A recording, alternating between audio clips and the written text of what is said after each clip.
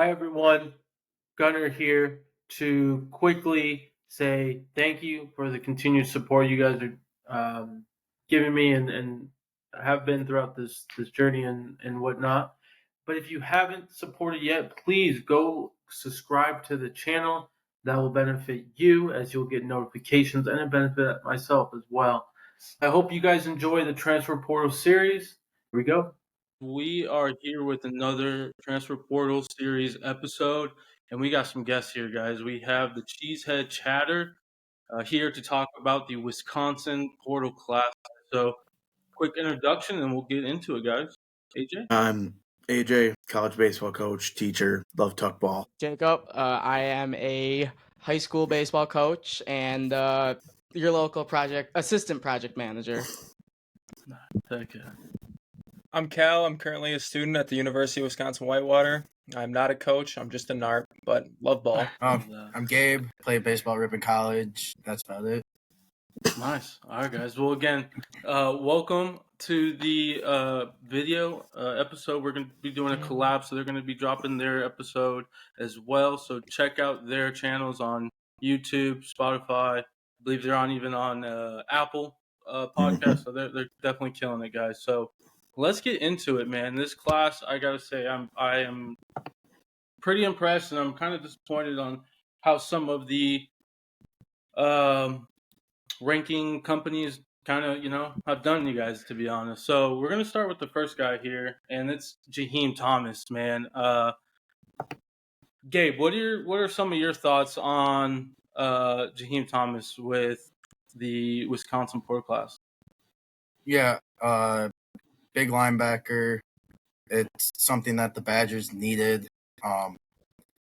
Not very too familiar with them, but obviously he's an SEC guy, so huge pickup. I like this guy a lot, actually. Piggyback off you, Gabe. Jaheim Thomas led the Razorbacks with tackles last season with 90. Also had 3.5 sacks. He originally committed to, and I believe he enrolled at Cincinnati under Fickle and his staff. Like Gabe said, linebacker was a big position of need. So to see Fickle and Tressel be out there, be aggressive on the recruiting trail in the portal, big time pickup for the Badgers. Excuse me. For him to be listed as a 3-star, I think is criminal. This is arguably the best linebacker in the class. He was a dog at Cincinnati. He decided, you know what, I'm not going to follow Fickle the first time. I'm going to go prove myself in the SEC, and was 5th in tackles in the SEC. This is at worst a low or high 4-star dude. And he's going to come and he's going to play a lot of ball right away. He's a guy Fickle and Tressel trust a lot to get after it early. And Fickle being able to get him really shows the pull that he really has, especially being able to, after his first full year coming in, he's being able to flex his muscle with the pull that he has within college football is really impressive to see. Yeah, guys. I mean, I got to agree with all your guys' takes and opinions. Basically, I mean, this is, I think your top linebacker coming into this class. Guy played in the SEC and he's got over 150 tackles in his career. Got some sacks too, so he's not afraid to go in there and go get the quarterback, right? So I think that was something that I've noticed and watched while looking at him. So big pickup for you guys, definitely. All right, guys. Next guy we're going to talk about is somebody that I'm a little bit familiar with. Is Tackett Curtis. Cal, what are some of your thoughts on Tackett Curtis? Gotta say first, I'm glad the Badgers finally got him. They were a finalist for him out of high school. But he was a big fan of Leonard and staff.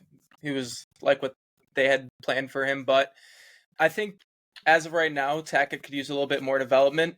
I'm not sure really what position he's really going to play for the Badgers, but I think just a little bit more development for him before he becomes a key contributor for the Badgers. But he has all the tools to be great. I mean, we saw him commit to a high-profile school like USC, and for the Fickle to go out and get him, correct the mistakes that previous staff did, it's big for the team. I think he's going to be a really good linebacker down the road for the Badgers. Yeah, I like Tackett. I mean, I've always been a big Tackett fan. Gunner knows this. I do think him and Jaheim Thomas's rankings probably should be flipped. I agree. But just based on production. But I mean, they've already told Tackett, your job's to be a dog. Go just be a dog.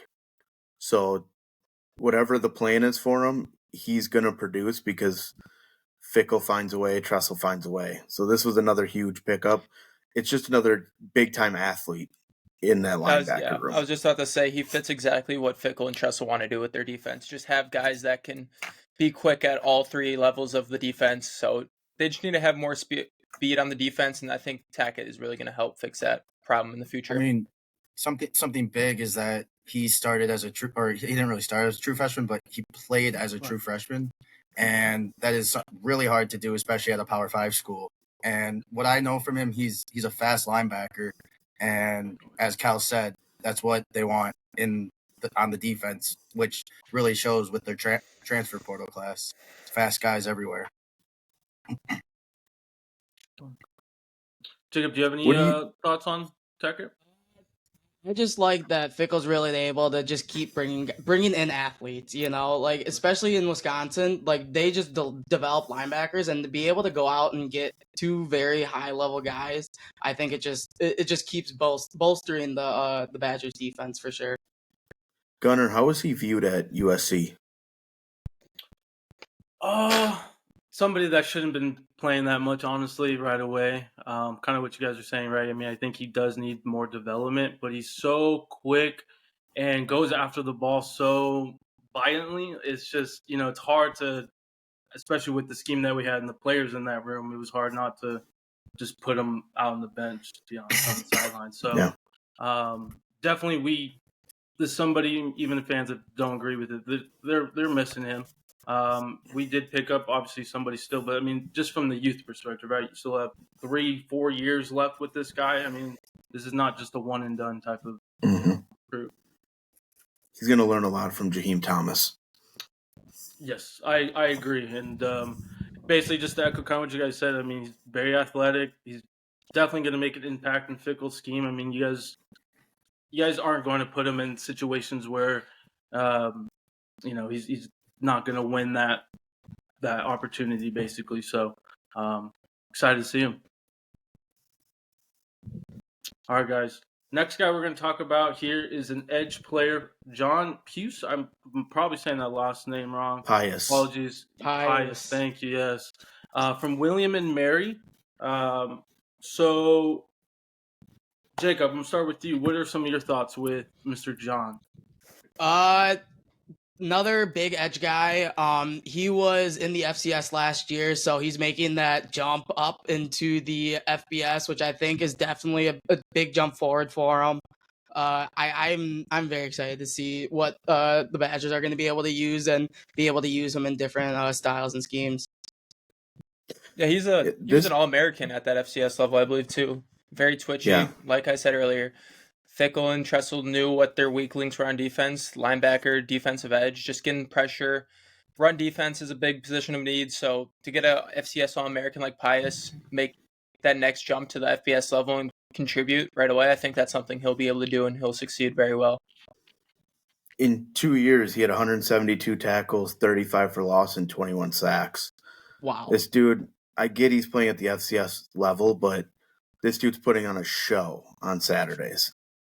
There's good football at all levels. Like that is not putting down the FCS. Like there is good ball being played at all different levels. So for him to put up those numbers is definitely gonna translate to a Power 5 school for sure. He's a stronger, thicker 235 than he looks. Yes. And it sounds like he's a very well put together athlete. I mean, looking at this, at his profile, it says he's the only FCS player on the Buckus Award watch list. I mean, it's really hard as a player in the FCS to get put on any of those lists. So just like getting that recognition to know that he's a guy, he's a dude, and he's gonna be really, really good at Wisconsin. I mean, edge rushers, it's something that the Badgers needed really, really badly. Absolutely. I mean, you guys are definitely, we're speaking the same language. I mean, 18 and a half career sacks, and some, like Cal mentioned, I mean, he does very well against the run. This is not just a pure pass rusher. He can definitely, stay stout on the run. So Yeah, another big impact play you guys have. So excited to see he him gets as well. he gets his hands on you, you're going down. Yep. Yeah. Exactly. All right. Next guy I definitely want to talk about because I think people don't look at this guy accurately is TVD Tyler Van Dyke. AJ, what are some of your thoughts on TVD? I think it's a guy who gets a lot of hate for, there's a plethora of reasons, but he's a guy who dealt with 3 different OCs in 3 years. In his best year in 2021, they ran a much more up-tempo offense. Ironically, that year, 2,900 yards, 25 passing total touchdowns. And his OC that year was Tanner Mordecai's head coach the next year when Mordecai went off. No. So clearly, he's not mobile like Mordecai. That's not what we're expecting. But he does throw a better deep ball, and he's a big dude. He's hard to bring down. Yeah. He's been atop of the Wisconsin sprint speed this offseason, too, that we've seen on those graphics, too. So if he is able to extend plays with his legs, not as well as what Mordecai did last year, but to some extent, just extending plays, that's a huge, huge thing that would help Tyler Van Dyke in this offense, just to extend plays a little bit with his legs. Yeah, he's popping 20 miles an hour plus in their sprint speeds right now. Oh, wow. Which is not something we ever saw from him. I also feel like he fits what the Badger offense wants more than what Tanner Mordecai did. And also I feel like the jump from Miami to Wisconsin is a lot more lateral of a jump than from SMU to Wisconsin. So I feel like he definitely could have a lot better year just with the guys around him than Tanner Mordecai did. Yeah, he really just needs to get the ball out to his playmakers in space and let them make plays. Guys like Will Pauling and Tretch Kakahana, just let them get it out to them in the flat, let them use their speed to their advantage. Shouldn't be And too Fickle's hard. been doing a really good job in being able to get more and more playmakers for those guys for sure. So Yes. I feel like this is going to be a very good match for Wisconsin. Absolutely. The only receiver they lost was Chimere Dike, who had a very down year in Longo's offense. Mm-hmm. And a guy that Gunner knows really well is CJ Williams. And in these winter workouts, he's putting on a show. So he's stepping up. Bryson Green coming back, I think that is enormous for this team. Quincy Burrows is really coming on. Tretch, as Cal mentioned, Vinny got Anthony some run in too. the bowl game. Vinny Anthony, very underrated deep threat, can run away from anybody. So I think we're going to see more deep shots, and I think that's why Van Dyke is the guy they went after instead of just turning the keys over to Nick Evers or Mabry Mature or anybody like that. Just kind of another another stopgap quarterback, but a dude that's can throw I don't want to say much better ball, but a cleaner ball than Mordecai did. Yeah, I would agree. I think he's going to be a cleaner passer for you guys. I mean, even with 3 OCs, he had over 60% completion percentage. I mean, he's able to pick up offense and still get the ball to his playmakers, right? And yeah, I anticipate we're going to see the 2021 TVD, especially with the Longo offense. So huge plus, and very underrated, QB signing for you guys. So people should be paying attention to them. They'll definitely will once you guys play those opponents, obviously. All right, so next guy I want to talk about, this might be a shocker potentially to you guys, but when looking to him, I liked him a lot. He had some Vegas ties, but Tawee Walker comes from Oklahoma. Jacob, what are some of your thoughts with the running back? I know Wisconsin definitely has a deep running back room, but him coming in definitely just keeps extending that depth. Being him coming from Oklahoma, he's coming from a Big 12 background, so he already has that pedigree behind him. So him already coming into a very, very deep running back room, and he'll be able to just come in and just keep learning and just add to this already explosive Wisconsin offense. This was a dude that started his career as a walk-on, so he knows how to grind. And you don't go from walk-on to averaging 5 yards a carry and scoring 7 touchdowns at Oklahoma on accident, especially when they have Dylan Gabriel slinging the rock around. But a smaller back, 5'9", but a bowling ball from all accounts. So this is a dude that he's not going to be the guy. Chez is coming back for his 6th year. But it's definitely the transition into a much more athletic backfield that they're going with Dylan Jones coming in and Gideon Atuka and the name's slipping me right now, the kid from Mount Carmel. But like a very athletic backfield is what they're going for. And this is another dude that's got great hands and will still run through your face. And I like this pickup too because let's be honest, Chez hasn't stayed healthy these last 2 years. Mm-hmm. If they didn't bring him in and Chez doesn't stay healthy, then you have a running back room full of predominantly freshmen and Jackson Acker, who's a fullback. So it's a depth move more than anything, but it just made too much sense on paper to bring Tyree Walker in. It was a shock signing because I don't think any of us were really looking at running backs, but it makes total sense. Mm-hmm. Yeah. Pretty much, I love that he was a former walk-on. And he basically, due to injuries, right, kind of what you mentioned, Cal, I mean, he was their best running back for a stretch, right? So if someone does get hurt for you guys, he can just step in like he did last year and just go do work. So excited for this guy. Hopefully he balls out for Wisconsin and also for Vegas. So any last comments for Mr. Walker? I think we hit it on the head. Nope. Yeah. And then the last guy I did want to mention, obviously we'll talk about others if you guys have any, is Tyrell Henry. AJ mentioned him as well to me. And looking into his film, I mean, I think Michigan State should have used this man more. Surprised he didn't. I mean, it's Michigan State. They had some issues at the quarterback position. But, I mean, he could play inside, outside. He seemed like he was always used in the red zone. And could be used in the running game. You know, he's doing some jet sweeps here and there. So definitely what some of the things that stood out to me. Gabe, what are some of your thoughts with Tyrell? Yeah, I mean, Michigan State usually brings in good wide receivers, can't fill out that quarterback position. So like obviously they're not going to be able to be used to their full potential. And just like I know when he was looking for a transfer place, I was scrolling through Twitter and just looking at how elusive he is and just how crisp his routes were was something that opened up my eyes to him. Just like a receiver that can get open is a skill that is good for a team like the Badgers who has an air raid offense, and just like adding to the wide receiver room that is already getting pretty deep is just good for the Badgers. This is a young Jaden Reed for Michigan State fans out there, for Western Michigan fans out there. This is who Jaden Reed started as, was Tyrell Henry. 24 catches, 195 yards, 3 tutties last year, not used enough.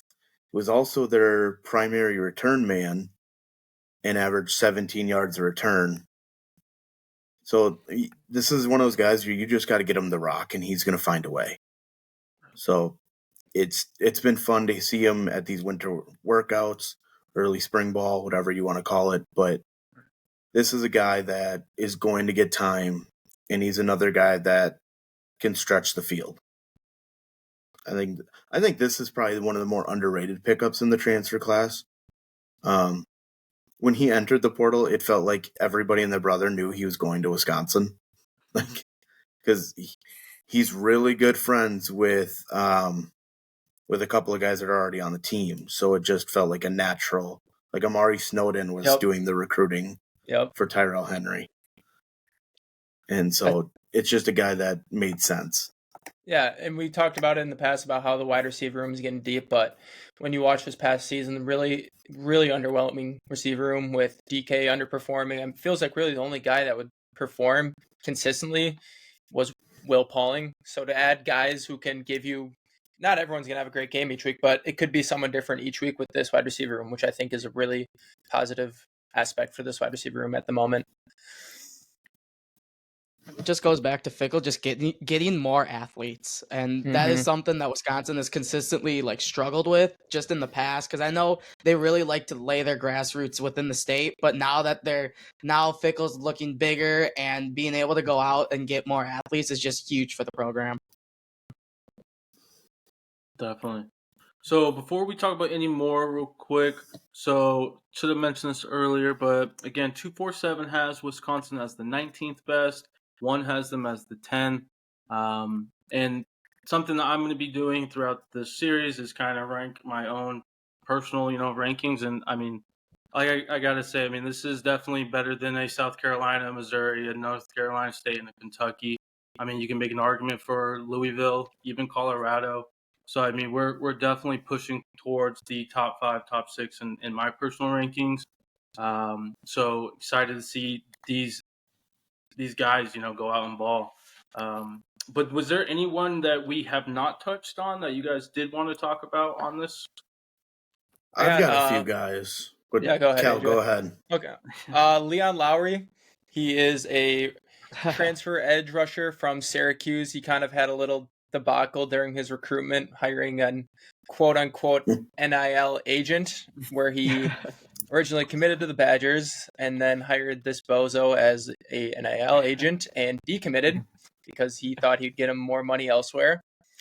Lowry then fired that guy and recommitted to the Badgers. I think he's kind of more of an opposite than Pius. I think they'd complement each other on the line really well.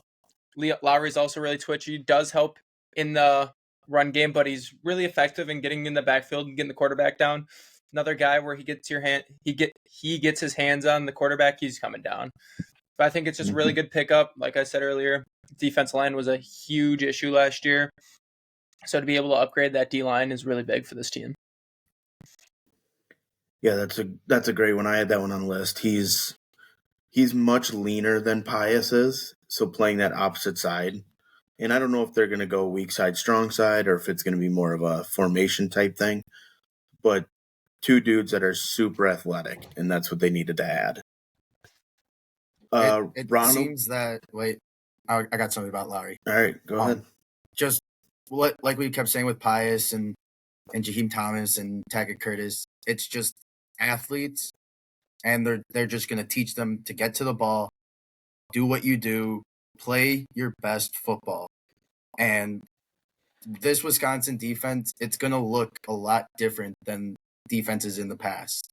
Because those defenses have been very, very good in the past too. Yes, it's just a bunch of athletes trying to get to the ball as quick as possible. Not saying that the Badgers haven't been super athletic, but the linebacker rooms and edge rushing rooms haven't really been the most athletic. And it seems like Fickle's trying to change that to get as much athletes on the field as possible. Mm-hmm. You're not wrong. Ronald Delancey III, a transfer from Toledo. He's going to slot right in at the slot corner spot. That was Jason Mateer's position this past year. A 3-star recruit out of high school, 28 tackles and a pick this last year in 13 games. From all accounts, he's a freak. Like, can do things athletically that most can dream of. So I know they're really excited to get him. I feel like when everyone saw a kid from Toledo was committing, they thought it was going to be Finn to come in and play quarterback. But I like Delancey. I think it's very obvious with this. What they did was like, all right, we looked at the defense, said we actually don't like a lot of these pieces, so let's go get better athletes. And Fickle's talked about how he doesn't want to use the portal every year as like oh my God, I need to do this. But it was very intentional this year what they did in the portal. Another guy I want to hit on, unless you guys have anything to say about Delancey. No. I got one more guy, but I'll let you see if you say his name first. Jackson McGowan. That's what I was going to say. Tight end, originally committed to Fickle at Cincinnati. Decided to go to LSU on signing day. He redshirted, but bigger dude, athletic dude, kind of that field stretching style tight end, like I think Kyle Pitts type, where kind of can eat the seam. So just a guy I'm excited about. And they needed to add more athletes. They added a lot of athletes to the tight end room between the portal class and transfer class. I got one more for after you, Cal. Just to go off on McGowan, like all these players we mentioned, they come at a position of need. Tucker Ashcraft was a freshman. He had a pretty solid year as a freshman, good receiving threat, and Rucci was more of a blocking tight end. Wasn't really much of a threat down the field catching passes, but to have a bigger guy like McGowan come in, I think he complements Ashcraft really well. So they can coexist. They can run 2 tight end sets if they need to, which I think Longo will want to do down the road once they get enough tight ends in that are capable of being on the field at the same time. So that's just all I'd add on to that. So we talked about a lot of very athletic linebackers coming in between Tackett and Jaheim Thomas. I think sneakily, the one that's going to be right behind Jaheim, because it's going to take Tackett a little bit, is going to be Sebastian Cheeks from North Carolina. And this is a dude that Fickle loved at Cincinnati. He's also a guy that had Wisconsin in his final under Christ. So he's already had ties with the state, not necessarily the regime, but a 4-star out of high school, didn't play a lot at North Carolina, but a bigger dude, another like 6'4" linebacker. I think he's going to take some time to develop, but you bring in these transfers, plus you have a couple of guys returning, like Jake Chaney, who's going to lead that crew. And I know there's a lot of thoughts that he might transfer out, but if you know his dad and follow his dad on Twitter, who works for Colorado, he always tweets out Badger about Chaney.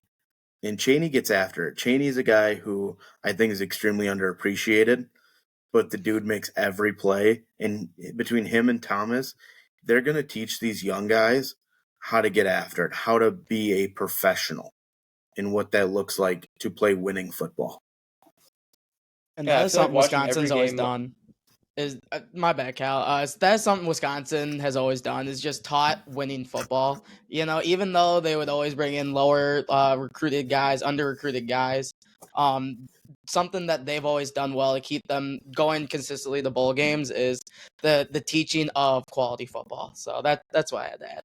Cal, you're all good.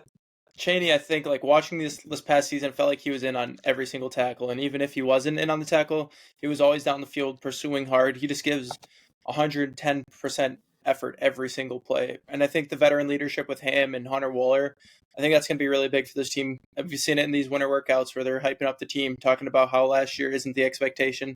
The standard is higher than what they played to last season, so I think that's really, really huge to have them going into spring ball this year. Definitely. Well, this was good, guys. I appreciate the additional insight on the other players as well. There were definitely a few where I looked in deeply and was going to put them on, but didn't want to put a big list out there. Real quick, when does spring practice start for you guys in your spring game for Wisconsin? Oh, I would have. I looked it Spring up games yesterday. typically Yeah, I late think it's April. it's like the third Saturday in April, I believe. Okay. I haven't even seen any details if they're going to have a spring game. Turnout wasn't fantastic last year, but They're kind of doing something different, it sounded like, where they want to just basically have an open practice instead of a spring game. It reduces injury. It gets guys to actually show how athletic they are instead of kind of like what the Packers do with their family night, where it's gone from a scrimmage to more of just an open practice. I think that's just a better way to showcase. And weirdly, I think this ties in with the transfer portal in a way where like teams are not going to want spring games televised and as much tape out there because there's going to be another portal opening after spring ball. So while that's a shorter window, if there's any tape on there, we've heard the stories. Dudes getting offered bags. And Caden Proctor at Iowa, they literally texted him in season saying, "You still got a roster spot." So there's some weird stuff going on right now with the transfer portal.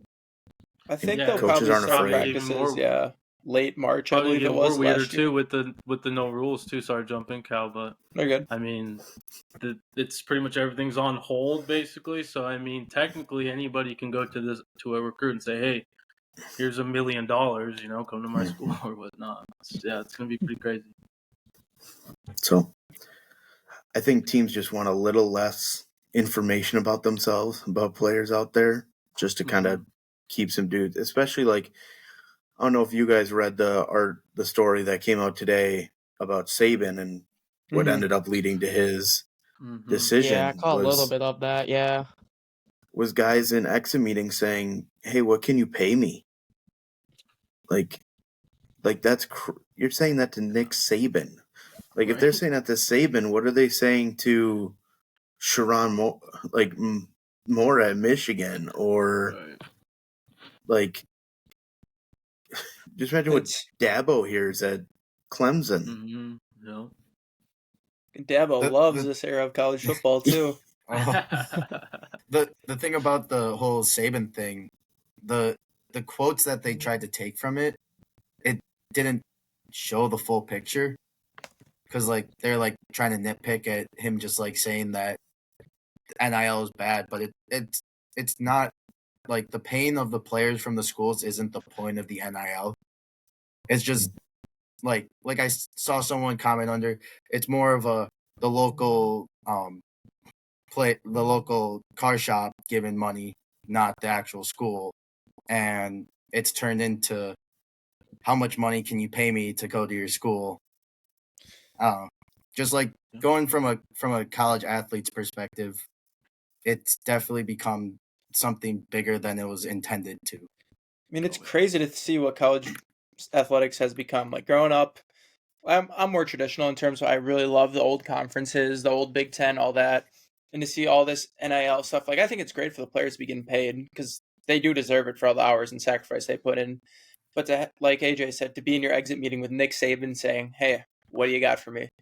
Just not the same college football that I've become accustomed to loving, and they do need to put some regulation on it. But it's the NCAA, so who knows what they'll end up doing. They're always late. Yep. Exactly. Or they'll just end All up right, banning guys. another prop in college baseball. Right. Exactly. Yeah. For real. Yeah. All right, guys. Well, there any last thoughts before we head out? No, I just No, I think appreciate you No. having us on. Yeah. Thank you Yeah, so Yeah, much of for course. having Hey, Sure, us. so. I appreciate you guys for joining. We'll definitely do some more in the future, guys, as we get closer to the season and stuff. But hope you guys enjoyed the episode. Go put in the comments what you guys think of the Wisconsin class. But everyone, enjoy your day. Peace. Peace. See ya. All right, everyone. Welcome to part 2 of episode 6 of our transfer portal series. And guys, I hope you enjoyed Cheesehead Chatter and their time on the episode today for part 1. I mean, a great group. We're definitely going to be collabing in the future for some other stuff. But again, shout out to them and hope you guys have been joining. So we're going to be doing another team here shortly. This team brought in 6 players.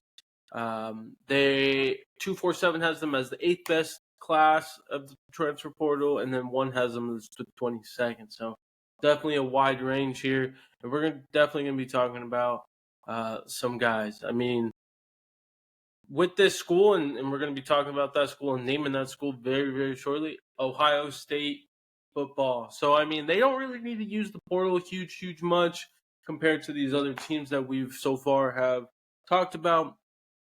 But man, they definitely have some impact players, and we're going to talk about them. So first one we're going to talk about, guys, is Julian Sayin. So he's really a true freshman. He originally committed to Alabama, 5-star QB, and then with the Nick Saban news, right? He goes in the portal and he follows at the time Billy O'Brien. He was the OC at Alabama for a little bit before going to New England. So he kind of started that relationship with, Julian, right? Recruiting him at Alabama and whatnot. And so that was kind of one of the main factors going to Ohio State. He was in some discussions to go to USC, but ultimately the Billy O, from my understanding, was kind of the main factor. Now with Billy O, he is now the head coach at Boston College. So I mean, I don't even know if he really was the OC there, or even stepped foot on campus. However, they did hire Chip Kelly as the OC, which is another thing in itself, right? I mean, this is insane. What a love triangle, I guess you could say. So now his offensive coordinator basically is Chip Kelly. So I am interested to see what happens with him. He is a highly talented prospect, but does he even stay there? That's really the question, right? So interested to see how that fits. I mean, from a prospect perspective, right? This is a good pickup in the class, but he's definitely not going to be making an impact right away. Or he might not even be on the team next year. No disrespect. You just don't know what in these types of situations. Next guy we're going to talk about, though, man, is Caleb Downs. This guy, safety, transferred from Alabama. Very, very, very, very talented player. I'm just shocked to be honest, that he even left Alabama. I mean, given the fact that Travarius Robinson, I'm probably saying that name wrong. Basically, he was a coach at Alabama. He goes to Georgia. So everyone thought, maybe he would go to Georgia when going into the portal, because that was his last relationship. Nick Saban was his first, and then the other coach, I believe Robinson, was kind of the last lifeline, right? And so him going to Georgia, there was not much left there for Caleb Downs, is how I'm seeing it. So he goes in the portal and picks Ohio State. Goes to a stud defense, and this guy is insane. He had over 100 tackles his true freshman year. He plays special teams as well. He had 2 interceptions. I mean, he's all over the field basically, man. Surprised he's not playing offense or hasn't, but yeah, he's going to excel in that Jim Knowles defense, and just adds another layer to that already talented defense that Ohio State has. Next guy we're going to talk about is Quinshon Junkins. So from Ole Miss, and he's a stud running back. They're going to have a crazy duo, him and Henderson. But what's interesting though is that he's had over 500 carries the last 2 years. So basically, he's averaging 250 a season, which is insane to me. Ole Miss, rode on his back, and some of the things that we'll bring up later, maybe can understand a little bit more from maybe his perspective. But I mean, at the day, you probably shouldn't bring this stuff up, right? But before we get there, 31 career TDs. Again, very talented kid, but he has created issues with the locker room, and so some of the rumors has been, he's went to Lane Kiffin and told him, hey, let's change the offense to more, revolve around him and whatnot, and backmouthing, I guess, his teammates a lot and stuff. So, I mean, that's the only question mark with this guy is he going to create more issues with Ohio State in that locker room and that offense, right? He's going there and sharing with another stud of a running back, right? He isn't going to a situation where there's literally no one there left for him. So how does he interact with that? That's my questions with him. Impact wise, when on the field, he's going to ball out. So there's not much to say else about that standpoint. Next guy we're going to talk about here is Seth McLaughlin. Probably saying that last name wrong. And he comes from Alabama, another Bama kid. So he played center this past year for Bama. And if you remember the Alabama center, it was him. He had some issues in the Michigan playoff game. I mean, he's still a solid old lineman. He can get moved to guard if needed. I think the snaps can be fixed, in my opinion. Get a new scenery and whatnot can definitely help with that. But still a solid O lineman again, and you can move him around. So good pickup, and that's always kind of been Ohio State's weakness is O line. So shoring that up is a good get. And the last guy we're going to talk about here is good old buddy of mine, Will Howard, Kansas State, comes from going to Ohio State. So he was originally going to, kind of penciled in to go to USC. Lincoln Riley went out there to Manhattan, Kansas, talked to him, supposedly, right, rumor and stuff. And then Miller Moss, my guy, dropped 6 touchdowns, and then the team and it was probably a mutual decision, I'd say, where Will Howard probably didn't want to come in now given the situation, and I would say also the Lincoln and the staff probably shifted to more of a younger guy to add in that QB room, right? Because we were definitely going to add a QB in that room, so don't want to get into USC, but that I would say that is the reason, in my opinion, the situation of why Will Howard is at Ohio State now. I think this is a great situation for him, especially now that he gets Chip Kelly. I think he fits Chip Kelly offense more if Billy O was there. In my opinion, I feel like there could have been more struggles with the Billy O offense. So he's got 48 career TDs, can run the ball, and again, like I kind of mentioned in one of my notes, he's going to excel in that Chip Kelly offense. I expect RPOs, read options, QB runs, great offense. They have a new core wide receiver, right? They got the Jeremiah Smith, so we'll see. But I expect them to run the ball a lot with Junkins, with Henderson, and with Howard, and then you come in over the top with the wide receiver and whatnot. So this is a solid class, guys. This will it pretty much ends the Ohio State class. Again, they had 6 players. So again, another one was a tight end. So they're really was modeling the offense. The defense was already solid with what they have in the depth and in the classes that they bring in. Right, they bring in top 5, top 10 classes every year. So I need to look into all of the classes again, but what I am thinking right now, honestly, is that this class is a top 10 class, in my opinion. I do think it is above the South Carolinas, the Missouris, the North Carolina States, and the Kentuckys. I am going to revisit, obviously, again at the end of the year, what I think is going to be the real class. Where trends do is that Ohio State will be under Wisconsin, Louisville, Colorado, Texas, Oregon, FSU, and Ole Miss right now.